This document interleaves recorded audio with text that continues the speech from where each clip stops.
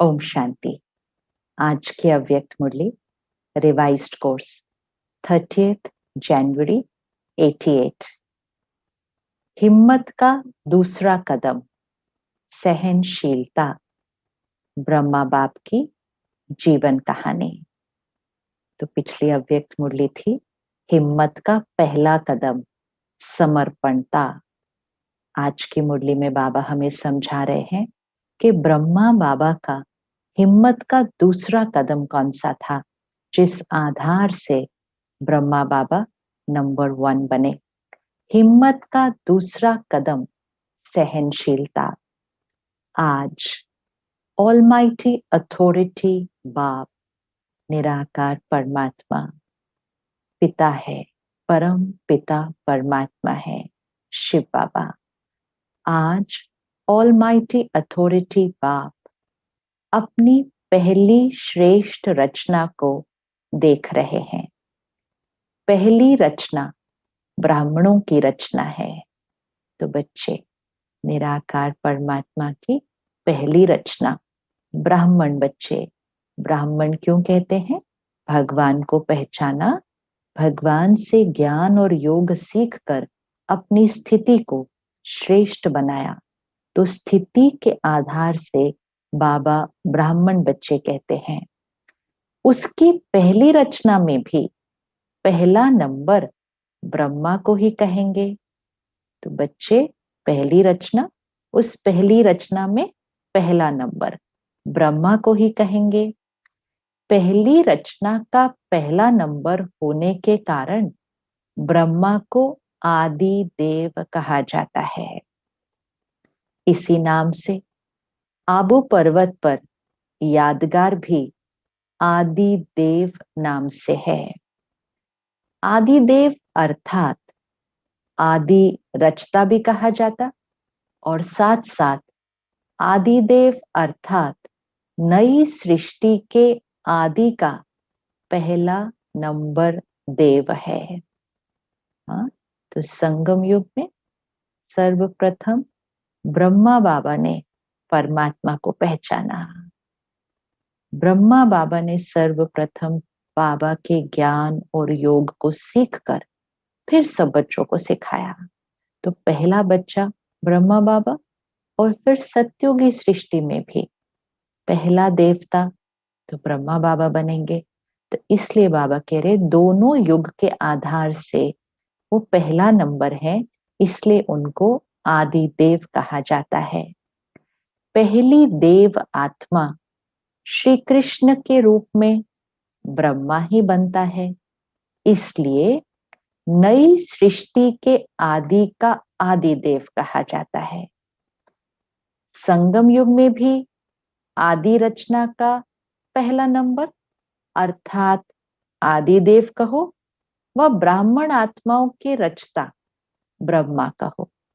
सो पहली रचना, परमात्मा की पहली रचना ब्रह्मा, और फिर ब्राह्मण आत्माओं के रचता ब्रह्मा अर्थात शिव बाबा ने ब्रह्मा बाबा को यूज करके बच्चे रचे हैं। ब्रह्मा बाबा के मुख द्वारा हम सब बच्चों को अडॉप्ट किया है। तो ब्राह्मण आत्माओं के रचता ब्रह्मा कहो, तो संगम पर और सृष्टि के आदि पर, संगम पर और सत्युग पर, आदि अर्थात शुरुआत, शुरुआत फर्स्ट, आदि।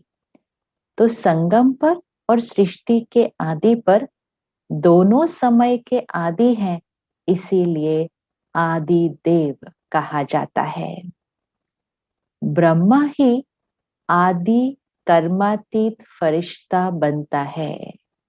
ब्रह्मा ही आदि कर्मातीत फरिश्ता बनता है। फर्स्ट कर्मातीत फरिश्ता, फर्स्ट फरिश्ता ब्रह्मा बाबा।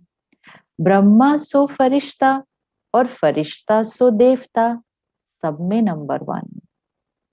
ब्रह्मा सो फरिश्ता, फरिश्ता सो देवता, सब में नंबर 1।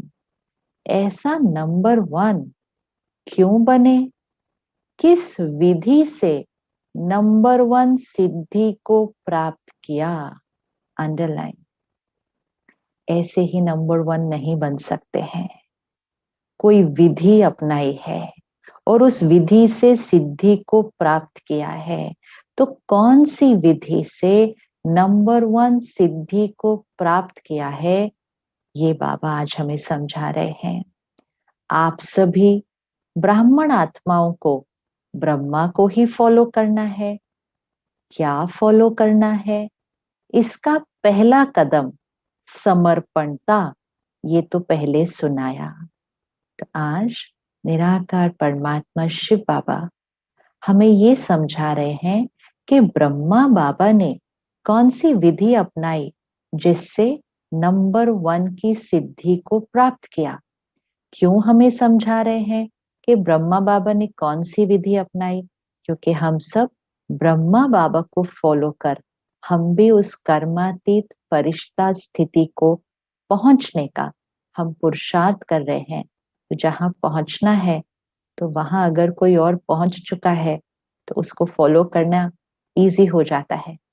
जैसे देखो, कोई हम पहाड़ चढ़ते हैं, ट्रैकिंग पर जाते हैं, अलग अलग छोटे छोटे रास्ते होते हैं, कहीं पत्थर ज्यादा होता है, कहीं रोड स्लिपरी होती है, बड़ा संभल संभल के जाना पड़ता है ऊपर तक पहुंचने के लिए।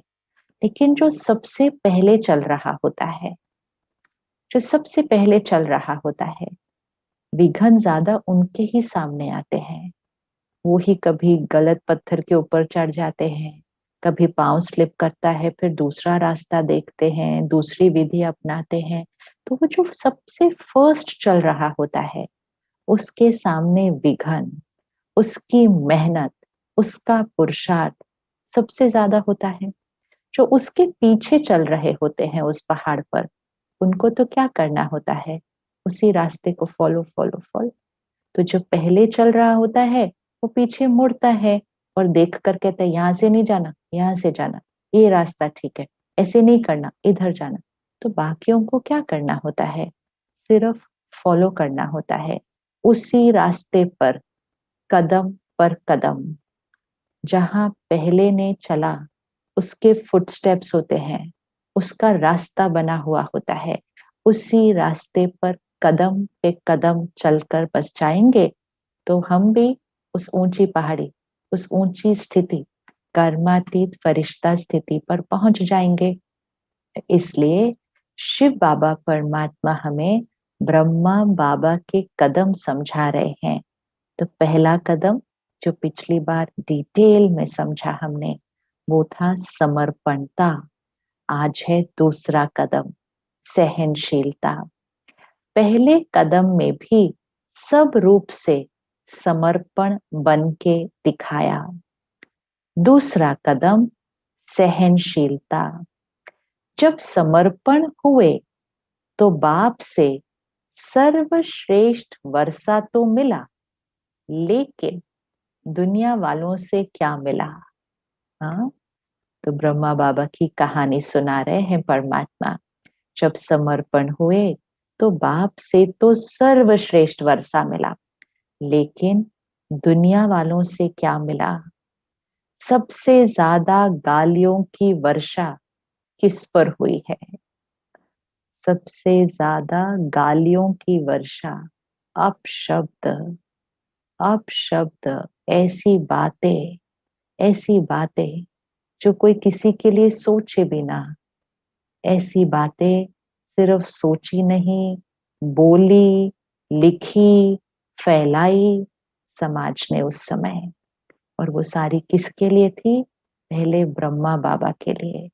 सबसे ज्यादा गालियों की वर्षा किस पर हुई?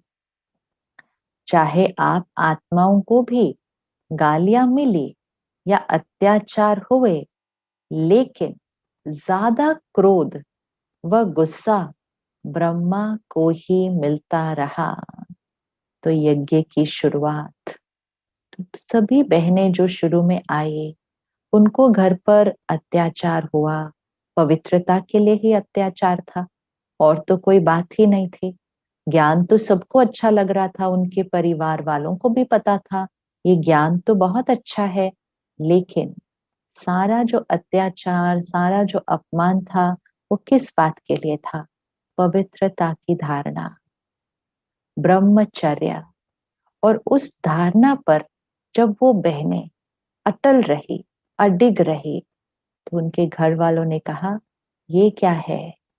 ये वो बहनें, ये वो बच्चियां, ये वो माताएं जो एक शब्द नहीं बोलती थी ऊंची आवाज में, जो कभी अकेले घर से बाहर नहीं निकलती थी, आज वो ऐसी बात करती हैं, अपने पति की, अपने पिता की, अपने भाई की कही हुई बात मानती नहीं है।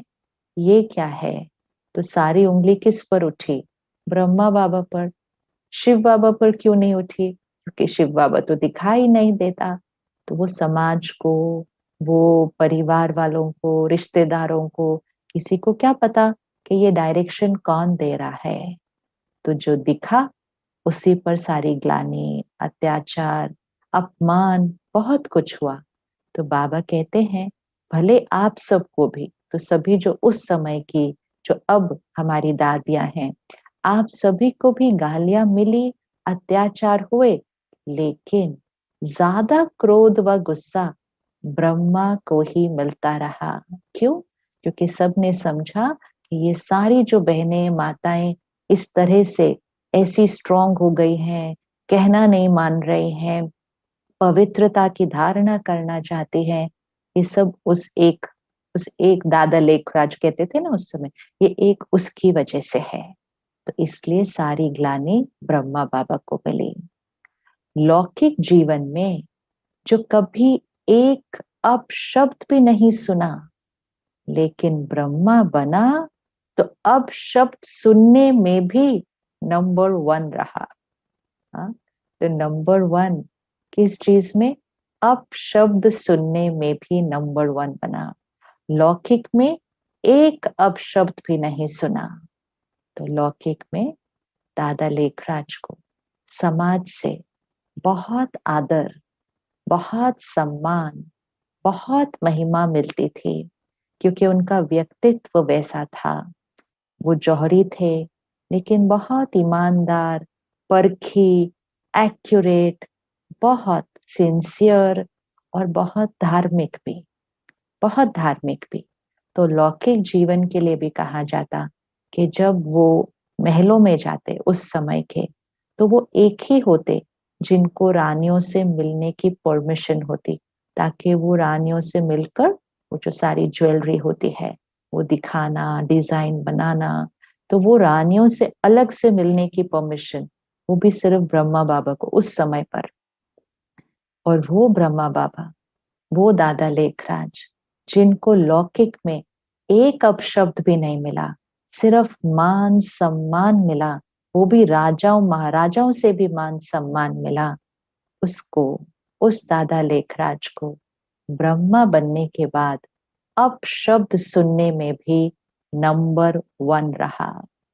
सबसे ज्यादा सर्व के स्नेही जीवन व्यतीत की, लेकिन जितना ही लौकिक जीवन में सर्व के स्नेही रहे, उतना ही अलौकिक जीवन में सर्व के दुश्मन रूप बने।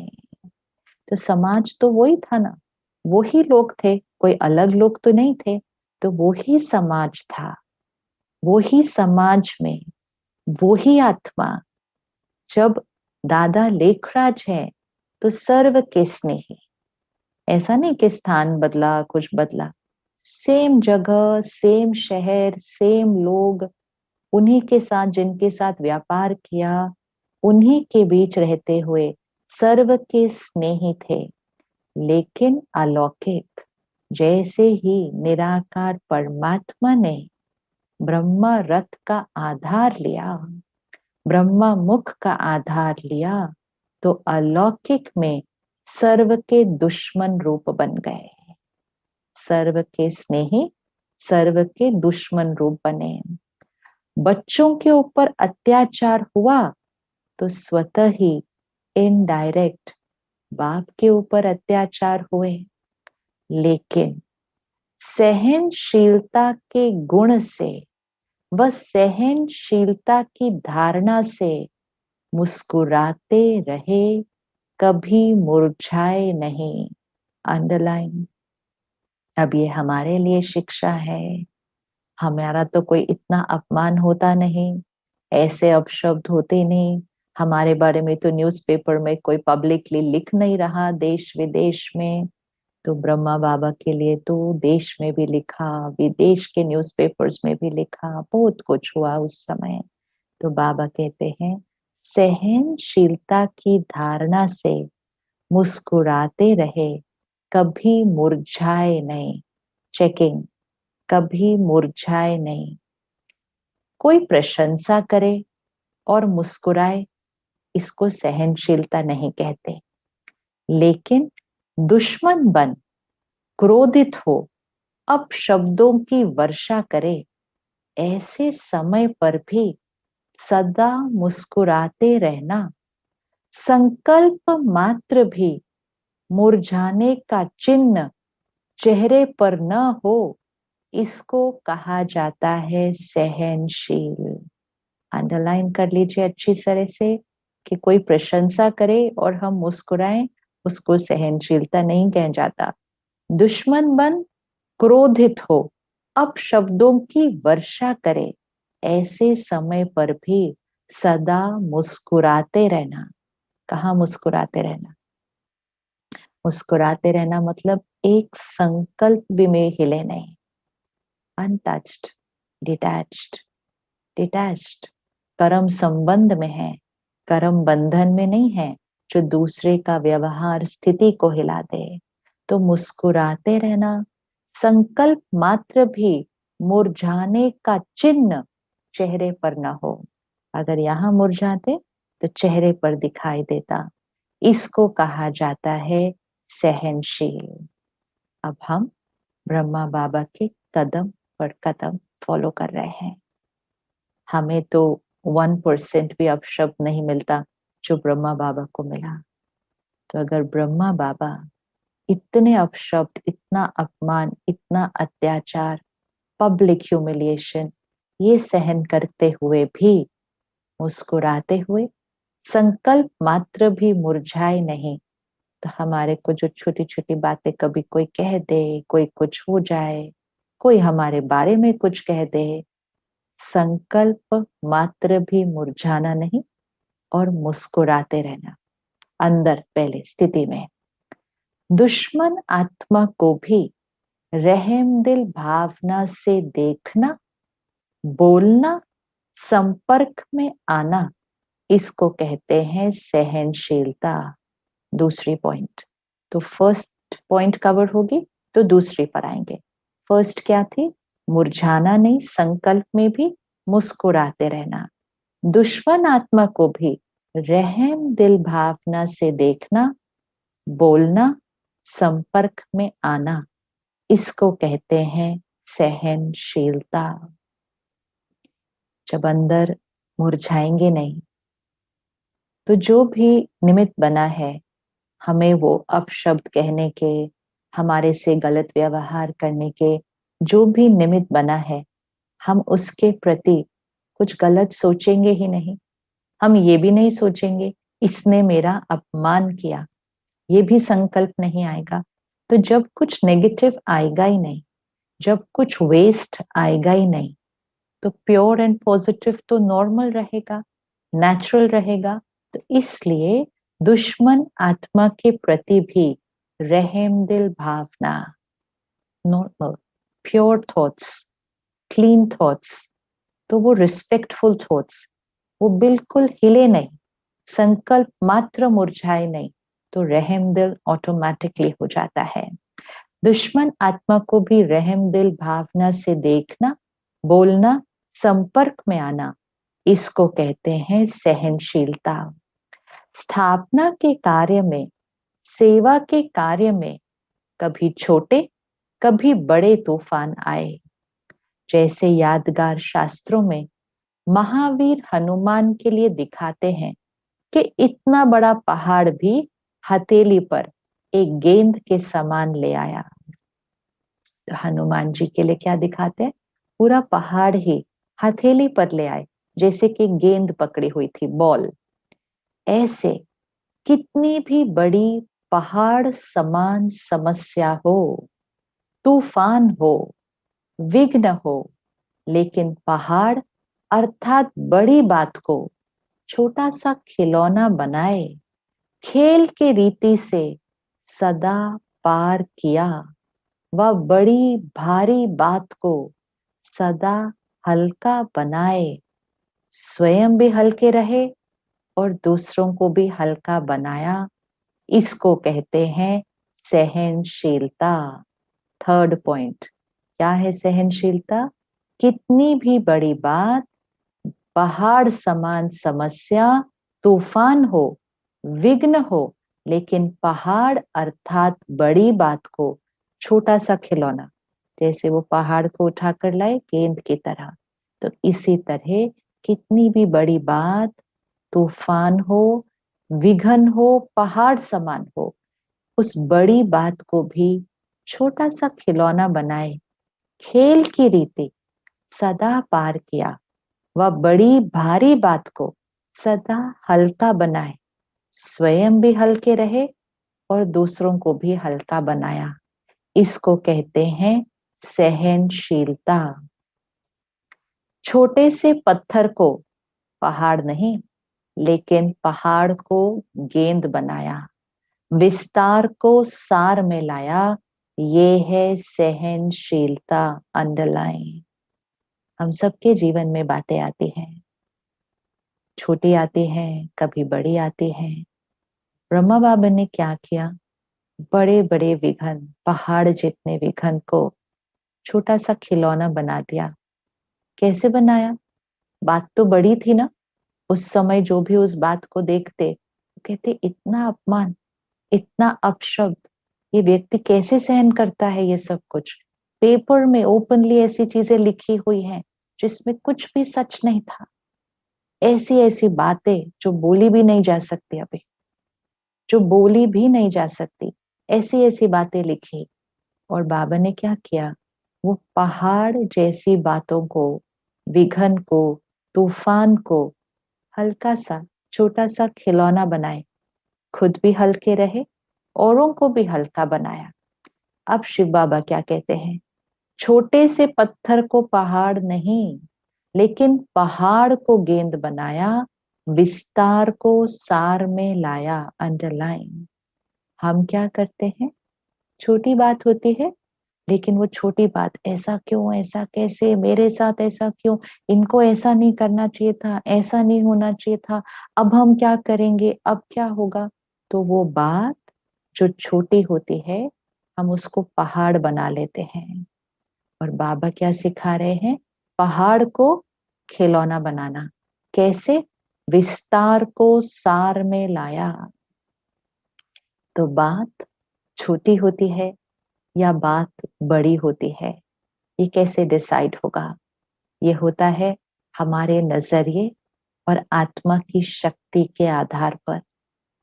हमारा नजरिया, आत्मा की शक्ति, अगर आत्मा की शक्ति कम होगी तो वो बात हमें बहुत बड़ी लगेगी। इतनी बड़ी प्रॉब्लम आई, इतनी बड़ी बात आई है। लेकिन अगर आत्मा की शक्ति बढ़े तो वो बात छोटी हो जाएगी। छोटी सी बात है, क्रॉस हो जाएगा, कुछ नहीं है इसके अंदर। तो बात बड़ी या छोटी, मैग्नीफाइंग ग्लास यहाँ पर है, यहाँ पर है। बातों का कोई साइज नहीं होता है, परिस्थिति का कोई साइज नहीं होता है, किसी के द्वारा मिलते हुए अपमान का कोई साइज नहीं होता है। वो साइज आत्मा अपनी स्थिति और शक्ति के आधार से डिसाइड करते हैं। इसलिए बाबा हमेशा सिखाते हैं, कोई भी बात आ जाए, पहले कहो ये तो छोटी सी बात है, ये तो ड्रामा में आई हुई छोटी सी सीन है। पहले उसको छोटा बोलो, छोटा बोल कर ही उसको छोटा कर सकेंगे। किसी भी बात के लिए नहीं कहना इतनी बड़ी बात आई, बड़ी बात बोल दिया तो हम छोटे हो जाते हैं, बात बड़ी हो जाती है। हमें बात को छोटा करना है और खुद श्रेष्ठ स्थिति में जाकर पहाड़ को भी गेंद बनाना है। और उसकी विधि क्या है? विस्तार को सार में लाओ। विस्तार, बहुत ज्यादा बोलते हैं हम उस बात के बारे में, बहुत ज्यादा सोचते हैं हम उस बात के बारे में। तो निश्चय किधर है? निश्चय किधर है? तो विस्तार को सार में लाया, ये है सहनशीलता। विघ्नों को, समस्या को अपने मन में व दूसरों के आगे विस्तार करना, अर्थात पहाड़ बनाना। अंडरलाइन, ये विधि है सारी। विघ्नों को, अपने जीवन में आई हुई बातों को, समस्या को अपने मन में व दूसरों के आगे विस्तार करना, डिटेल में सुनाते जाना, अर्थात पहाड़ बनाना। लेकिन विस्तार में न बिंदी बन आगे बढ़े, इसको कहते हैं विस्तार को सार में लाना। विस्तार को सार में कैसे लाएंगे? नथिंग न्यू, ये तो पहले भी हुआ था, अभी भी है। बाबा हमारे साथ है, बाबा बैठा है, कोई चीज हमें हिला ही नहीं सकती। ये भी हम बहुत सहज क्रॉस कर देंगे। और हम भी क्या क्रॉस करेंगे, वो ही करवा देता है। लेकिन वो तब करवा सकता है अगर हमारी स्थिति स्थिति फुल स्टॉप लग के उसके साथ कनेक्टेड है। लेकिन अगर हमारी स्थिति विस्तार में जाती है, फिर दूसरों को भी सुनाते हैं, बाबा ने का वर्णन करते हैं, विस्तार में जाते हैं, तो हमारी स्थिति बाप से कनेक्टेड नहीं होती, बातों से कनेक्टेड हो जाती है, लोगों से कनेक्टेड हो जाती है। और अगर हमारी स्थिति बातों में उलझ गई, तो फिर बात की वाइब्रेशन हमारी स्थिति पर हावी हो जाएगी। अगर हमारी स्थिति में फुल स्टॉप निश्चय, बाबा से कनेक्शन, तो बाबा की स्थिति हम पर हावी हो जाएगी। और जब बाबा की स्थिति का प्रभाव हमारे पर पड़ता है, अर्थात बाबा की शक्ति, जैसे ही वो होता है, परिस्थिति क्रॉस होती है, हम कहते हैं मैंने तो कुछ किया ही नहीं। हमें फीलिंग आएगी मैंने तो इसमें कुछ किया ही नहीं, ये तो बाबा ने ही करवा दिया। तो बाबा ने ही करवा दिया का अर्थ क्या है? कि हमारी स्थिति में बाबा की स्थिति थी, क्योंकि हमने फुल स्टॉप लगाकर, समर्पण करके, सहन करके, शांत रहे, स्थिर रहे, सीन आएगा जाएगा पता भी नहीं चलेगा। तो ये बहुत इंपॉर्टेंट बात है। विस्तार में नहीं जाना, संकल्प में भी नहीं, और दूसरों के आगे भी विस्तार में नहीं। नथिंग न्यू के फुल स्टॉप से बिंदी लगाए, बिंदी बन आगे बढ़े, इसको कहते हैं विस्तार को सार में लाना। सहनशील श्रेष्ठ आत्मा सदा ज्ञान योग के सार में स्थित हो, ऐसे विस्तार को, समस्या को, विघ्नों को भी सार में ले आती, जैसे ब्रह्मा बाप ने किया। सहनशील आत्मा के लक्षण और विधि, सदा ज्ञान योग के सार में स्थिति हो, ऐसे विस्तार को, समस्या को, विघ्नों को भी सार में ले आते, जैसे ब्रह्मा बाप ने किया।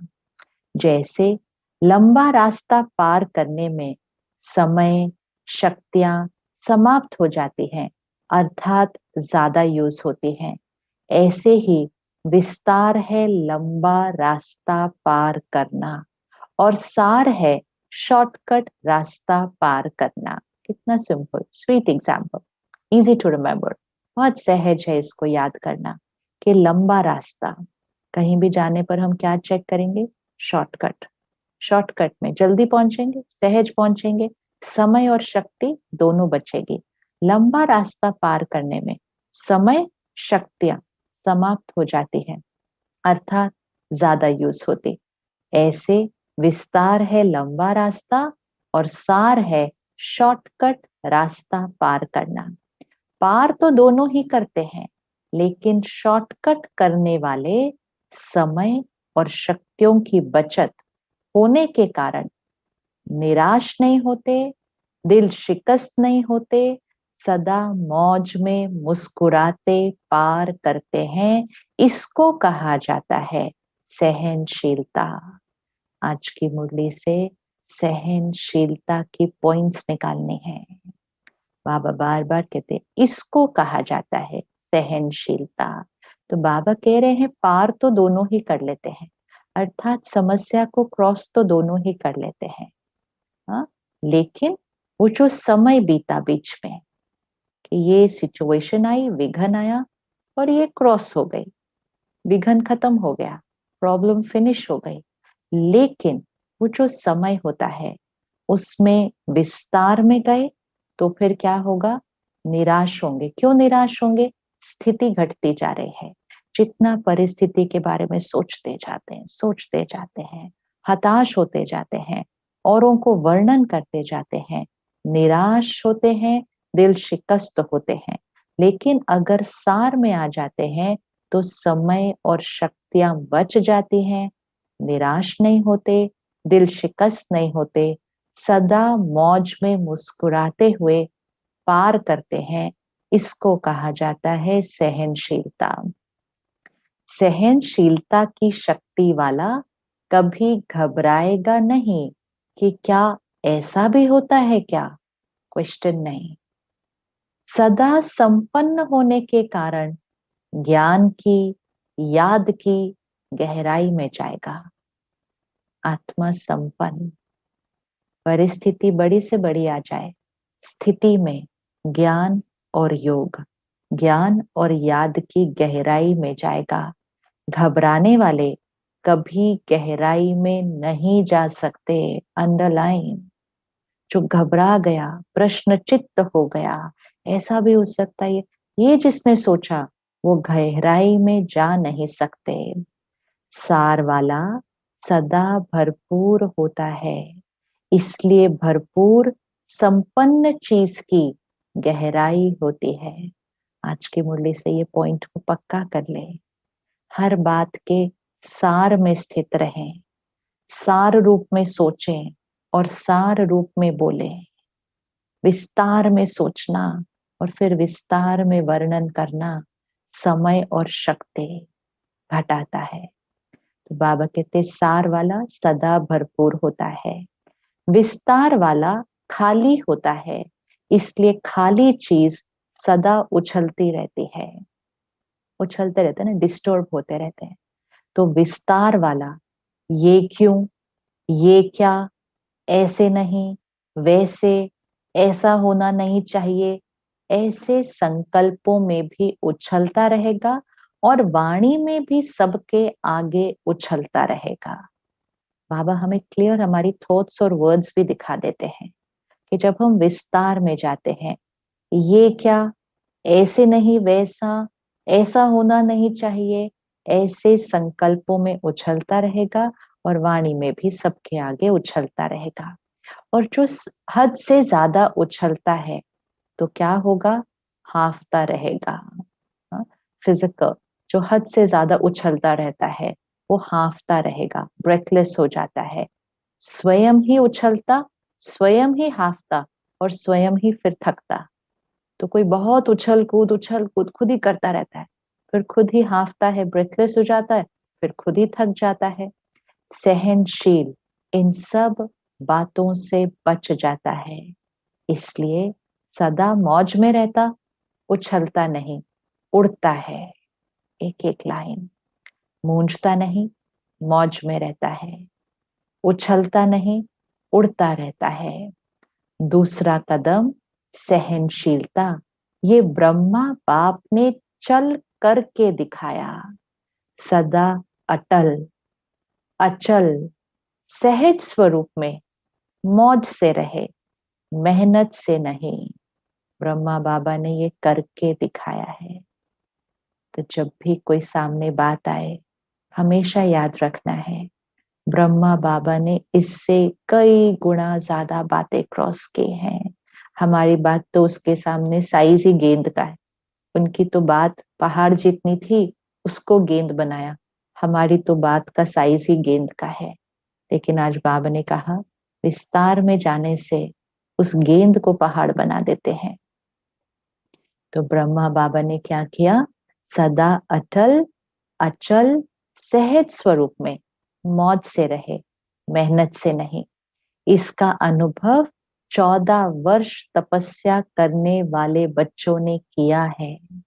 14 वर्ष महसूस हुए या कुछ घड़ियां लगी? जब हम लाइट होते हैं, अंदर से संपन्न, भरपूर, सदा खुश होते हैं, तो समय ऐसे ही बीत जाता है, पता ही नहीं चलता। कहते अच्छा ये साल पूरा भी हो गया, अच्छा अभी तो साल शुरू हुआ था, कब खत्म हो गया। और जो भारी होता है, उलझा हुआ होता है, उसके लिए एक एक क्षण काटना, एक एक दिन काटना भारी लगता है। तो ऐसा लगता है समय खत्म ही नहीं हो रहा। तो फिर वो क्या कहते हैं, ये समय कब खत्म होगा, कब खत्म होगा। और जो मौज में रहते हैं वो कहते हैं अरे ये समय बीत गया। तो बाबा कहते हैं ब्रह्मा बाबा जितने अटल लाइट रहे, दूसरों को लाइट रखा, ये अनुभव 14 वर्ष तपस्या करने वाले बच्चों ने किया। 14 वर्ष महसूस हुए या कुछ घड़ियां लगी, मौज से रहे या मेहनत लगी। जैसे वैसे तो स्थूल मेहनत का पेपर खूब लिया। हाँ अभी नेक्स्ट पॉइंट, स्थूल मेहनत मतलब फिजिकल वर्क, कर्मणा सेवा। स्थूल मेहनत का पेपर तो खूब लिया, कहाँ नाज से पलने वाले और कहाँ गोबर के गोले भी बनवाए। तो सभी जो हमारी दादियां हैं, जो उस समय छोटी छोटी कन्याएं, माताएं, बहनें थी, वो तो बड़े नाजों से पले थे अपने घरों के अंदर। बड़े बड़े घर, उस समय की रॉयल फैमिलीज, बड़े बड़े घर, बड़े बड़े व्यापारी लोग, उनके घरों के बच्चे थे बहुत सारे उसमें। तो बाबा कहते हैं कितने नाजों से पली थी, और कहाँ गोबर के गोले भी बनवाए, मैकेनिक भी बनाया, चप्पल भी सिलवाई, मोची भी बनाया, माली भी बनाया। लेकिन मेहनत लगी या मौज लगी। कितना ब्यूटीफुल फील होता है सुनते समय, कैसी फीलिंग आती है कि इतने लाइट रहे, इतने मौज में रहे, कि कितने नाजों से पले हुए आए और उनको गोबर के गोले भी बनवाए, मैकेनिक भी बनवाया, चप्पल भी सिलवाई, मोची भी बनाया, माली भी बनाया। लेकिन मेहनत लगी या मौज लगी, सब कुछ पार किया, लेकिन सदा मौज की जीवन का अनुभव रहा। जो मूंझे वो भाग गए, अंडरलाइन, जो मूंझे कि ये क्या है, हम ऐसा ये सब करने के आए थे, हम ये सब करेंगे, यहाँ तो धन भी खत्म होता जा रहा है, यहाँ तो खाने के लिए भी नहीं होगा, यहाँ तो बेगरी पाठ चल रहा है। ये सब जो मूंझ है, निश्चय की कमी, सहनशीलता की शक्ति की कमी, तो दोनों कदम में फेल हुए। पहला कदम क्या था, समर्पणता, निश्चय। तो पिछली बार की मुरली में बाबा ने क्या कहा, 11 बज गए थे, आटा नहीं था, लेकिन ब्रह्मा बाबा को संकल्प में भी संशय नहीं आया। संपूर्ण समर्पण, मैं बाप का, बच्चे बाप के, वो देखेगा। संकल्प में भी नहीं हिले, तो वो निश्चय, समर्पणता। फिर आज का पहला कदम, दूसरा कदम सहनशीलता। जो मूंझे वो भाग गए, मूंझे वो भाग गए। जिसकी स्थिति हिलेगी वो कंफ्यूज हो जाएगा, उसको डाउट आएगा, उसको आने वाले समय का डर लगेगा, पता नहीं यहाँ आगे क्या होने वाला है, और इतना लोगों की निंदा सुननी, ये सब के लिए थोड़ी हम यहाँ आए थे। जो मूंझे वो भाग गए, और जो मौज में रहे वो अनेकों को मौज की जीवन का अनुभव करा रहे हैं। अंडरलाइन, अंडरलाइन इसको, विजुअली देखते हैं। वो समय जो बड़े बड़े घरों से आए, नाजों से पले और शिव बाबा के बने, अत्याचार हुआ, अपमान हुआ, अपशब्द की वर्षा हुई, बहुत सारी और भी चीजें हुई, पिकेटिंग हुई, हिंसा भी हुई, केसेस भी हुए, कोर्ट केसेस भी हुए, क्या कुछ नहीं देखा है हम सब ने, तो अपने जीवन में कुछ भी नहीं देखा है उसके मुकाबले। सब कुछ हुए, वो सबको भी क्रॉस किया। फिर नाजों से पले थे, मोची बने, मैकेनिक बने, माली बने, ड्राइवर बने, गोबर के गोले बनाए, वो भी किया। धन खत्म हो गया, बेगरी पाठ को भी क्रॉस किया।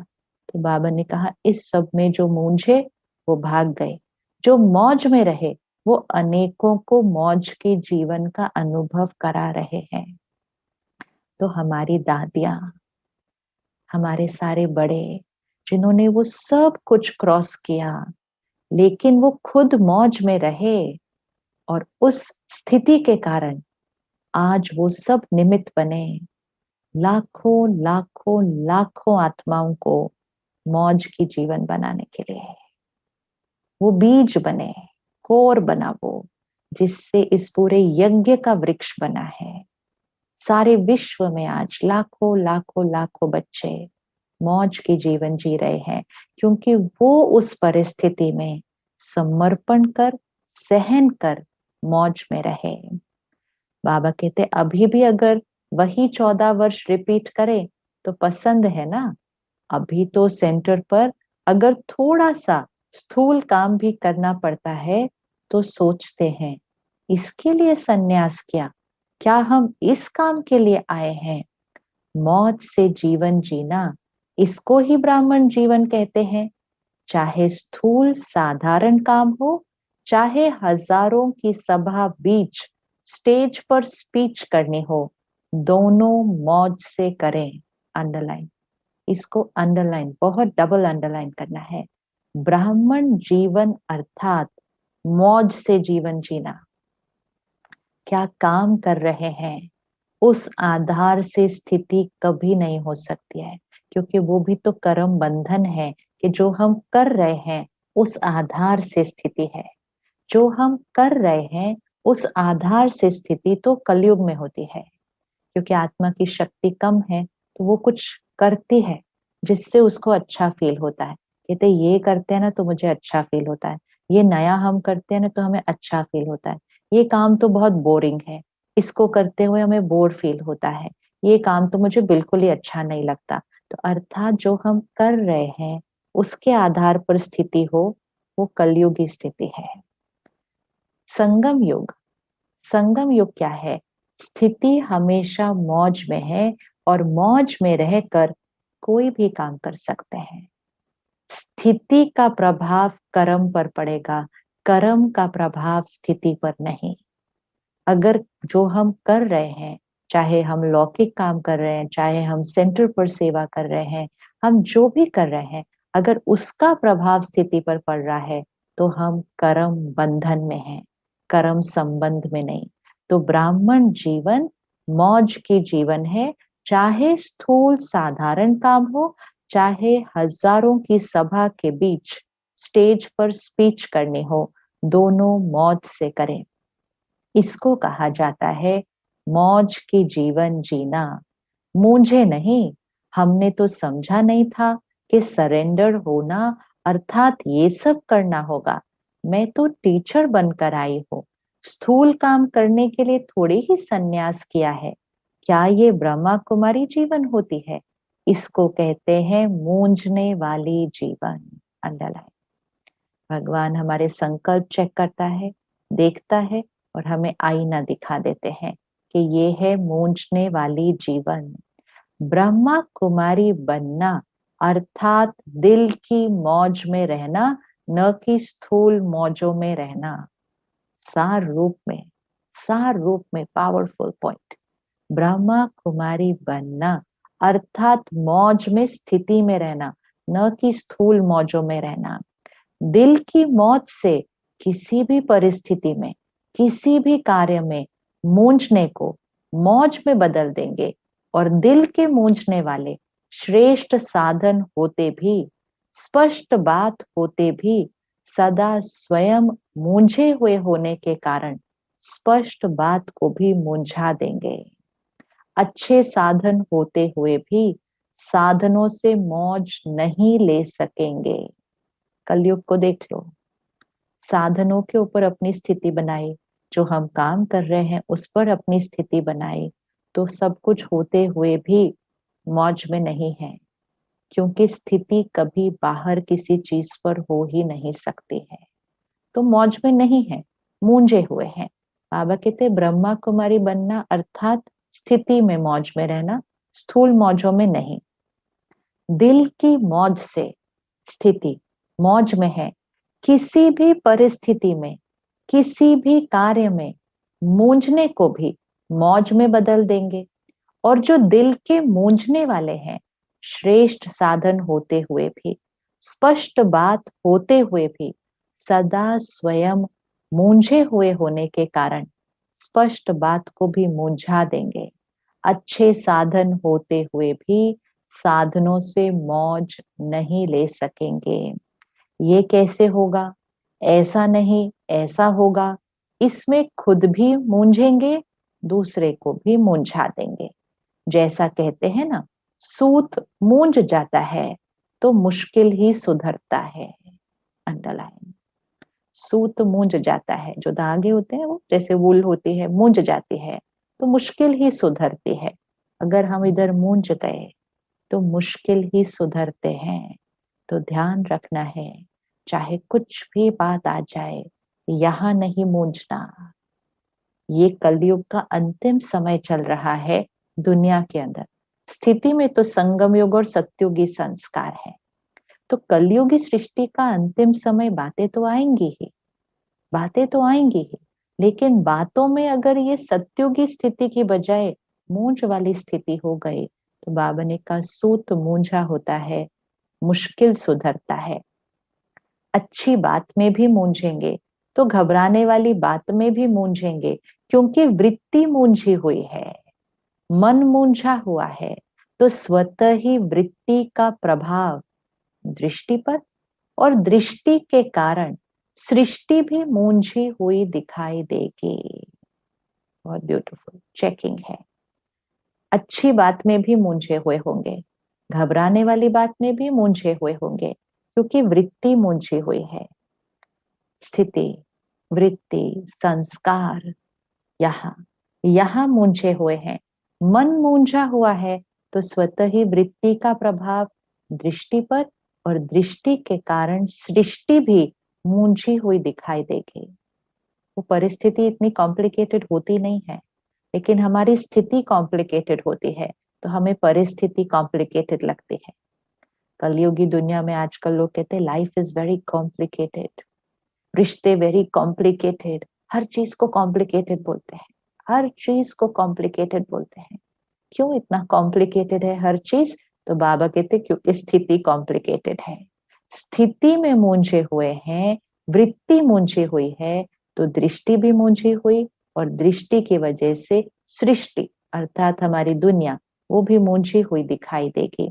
ब्रह्मा कुमारी जीवन अर्थात ब्रह्मा बाप समान मौज की जीवन, लेकिन इसका आधार है सहनशीलता। तो सहनशीलता की इतनी विशेषता है, ऐसी विशेषता के कारण ब्रह्मा बाप सदा अटल अचल रहे।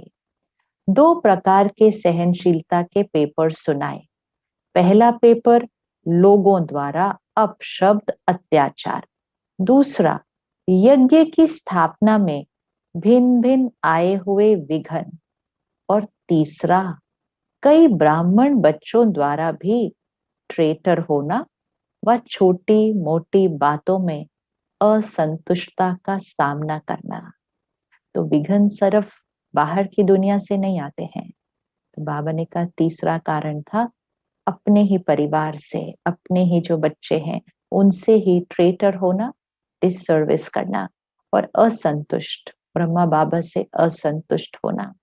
लेकिन इसमें भी सदा असंतुष्ट को संतुष्ट करने की भावना से, परवश समझ सदा कल्याण की भावना से, सहनशीलता की साइलेंस पावर से हरेक को आगे बढ़ाया। अंडरलाइन। जो बाबा से असंतुष्ट थे, बाबा के लिए गलत सोचते थे, कहते ये ऐसा कैसे कर सकते हैं, ऐसा कैसे, तो बाबा ने असंतुष्ट को भी संतुष्ट करने की भावना से परवश समझ, ये परवश है आत्मा, अपने पुराने संस्कारों के परवश है, कोई संग के रंग के परवश है, ये समझकर सदा कल्याण की भावना से, सहनशीलता की साइलेंस पावर से, ये सब साइलेंस पावर से होता है, बोलने से नहीं होता, हरेक को आगे बढ़ाया। सामना करने वालों को भी मधुरता और शुभ भावना, शुभ कामना से सहनशीलता का पाठ पढ़ाया। सामना करने वालों को भी मधुरता और शुभ भावना, शुभ कामना से सहनशीलता का पाठ पढ़ाया। जो आज सामना करता वो कल क्षमा मांगता। उनके मुख से भी यही बोल निकलते, बाबा तो बाबा है। इसको कहा जाता है सहनशीलता द्वारा फेल को भी पास बनाए, विघन को पास करना। जो फेल हो गया था बच्चा, हताश हो गया था, निराश हो गया था, अपने पुराने संस्कारों के परवश होकर व्यवहार कर रहा था, उसको भी फेल को भी पास बनाए और खुद विघन को पास करना। तो दूसरा कदम सुना, किस लिए? कदम पर कदम रखो। इसको कहा जाता है फॉलो फादर, अर्थात बाप समान बनना। बनना है या सिर्फ दूर से देखना है? बहादुर हो ना। पंजाब महाराष्ट्र दोनों ही बहादुर हो, सब बहादुर हो। देश विदेश के सभी अपने को महावीर कहते हैं। किसी को भी प्यादा कहो तो मानेगा। इससे सिद्ध है कि सभी अपने को महावीर समझते हैं। महावीर अर्थात बाप समान बनना। समझा? अच्छा। देश विदेश के सर्व बाप समान सदा बुद्धि से समर्पित आत्माओं को सदा हर परिस्थिति में हर व्यक्ति से सहनशील बनकर हर बड़ी बात को छोटा कर सहज पार करने वाले, सदा विस्तार को सार रूप में लाने वाले, सदा ब्राह्मण जीवन मौज की जीवन जीने वाले, ऐसे बाप समान बनने वाले महावीर श्रेष्ठ आत्माओं को बाप दादा का समान भव की स्नेह संपन्न याद प्यार और नमस्ते। क्या वरदान दिया बाबा ने याद प्यार में? समान भव। हम रूहानी बच्चों की रूहानी बाप दादा को याद प्यार, गुड मॉर्निंग, नमस्ते और शुक्रिया। पाठियों से मुलाकात, कुमारों से। कुमारों की विशेषता क्या है? कुमार जीवन श्रेष्ठ जीवन है क्योंकि पवित्र जीवन है, और जहां पवित्रता है वहां महानता है। कुमार अर्थात शक्तिशाली, जो संकल्प करे वो कह सकते हैं। कुमार अर्थात सदा बंधन मुक्त बनने और बनाने वाले। ऐसी विशेषता है ना, जो संकल्प करो वही कर्म में ला सकते हो। स्वयं भी पवित्र रहे, औरों को भी पवित्र रहने का महत्व बता सकते हो। ऐसी सेवा के निमित्त बन सकते हो। जो दुनिया वाले असंभव समझते हैं वो ब्रह्मा कुमार चैलेंज करते हैं। तो हमारे जैसा जीवन कोई हो नहीं सकता। क्यों? क्योंकि बनाने वाला सर्वशक्तिमान है। दुनिया वाले कितना भी प्रयत्न करते हैं लेकिन आप जैसे पावन नहीं बन सकते हैं। आप सहज ही पावन बन गए। सहज लगता है ना? या दुनिया वाले जैसे कहते हैं ये अननेचुरल है। हाँ, तो पवित्रता ब्रह्मचर्य को दुनिया वाले क्या कहते हैं? ये तो अननेचुरल है। तो बाबा कहते आपको ऐसा लगता है? कुमारों की परिभाषा ही है चैलेंज करने वाले, परिवर्तन कर दिखाने वाले, असंभव को संभव करने वाले। दुनिया वाले अपने साथियों को संग के दोष में ले जाते हैं और आप सबको बाप के संग में ले आते हो। उन्हें अपना संग नहीं लगाते, बाप के संग का रंग लगाते हो, बाप समान बनाते हो। ऐसे हो ना।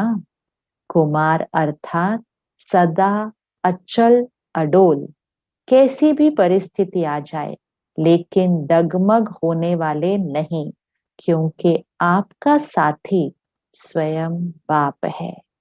जहां बाप है वहां सदा ही अचल अडोल होंगे।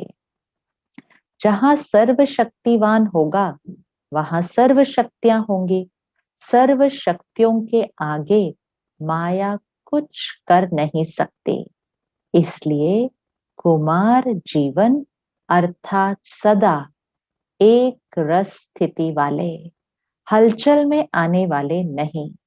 जो हलचल में आते हैं वो अविनाशी राज्य भाग्य भी पा नहीं सकते। थोड़ा सा सुख मिल जाएगा लेकिन सदा का नहीं। इसलिए कुमार जीवन अर्थात सदा अचल एक्रस स्थिति में स्थित रहने वाले। तो एक्रस स्थिति रहती है या दूसरे रसों में बुद्धि जाती है?